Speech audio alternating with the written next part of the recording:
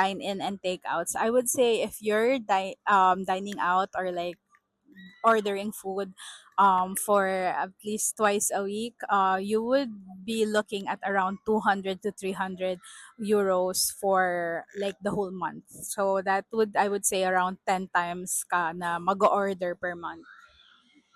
The next for necessities is yung internet. So we have phone and internet na together. So I would say it's about like 20 to 25 euros per month. So of course that's already like pretty much good fast internet. But of course it would depend kung ano yung malakas dun sa provider na sakop yung area nyo. Kasi may iba na areas na mahina doon yung Vodafone, ganyan. So you need to look for other options, ganyan.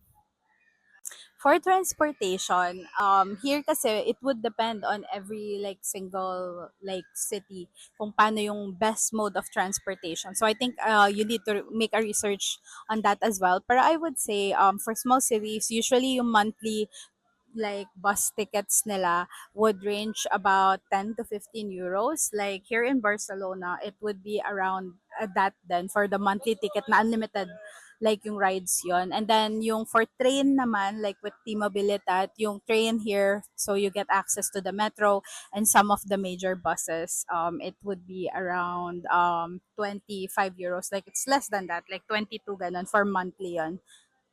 With the things to do, ito yung mga hindi na siya necessity, I would say.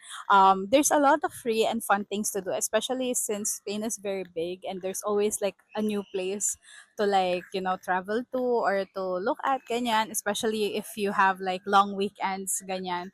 So definitely hindi ko sasabihin na there's like a balloon up budget, but of course there is a budget to this. So I would say yun yung medyo I kakaiba here kasi yes, you do pay a lot more. Like for example, if you're going to Disneyland in Paris, ganyan, or if you go to a theme park, of course, medyo mas mahal siya compared sa Philippines.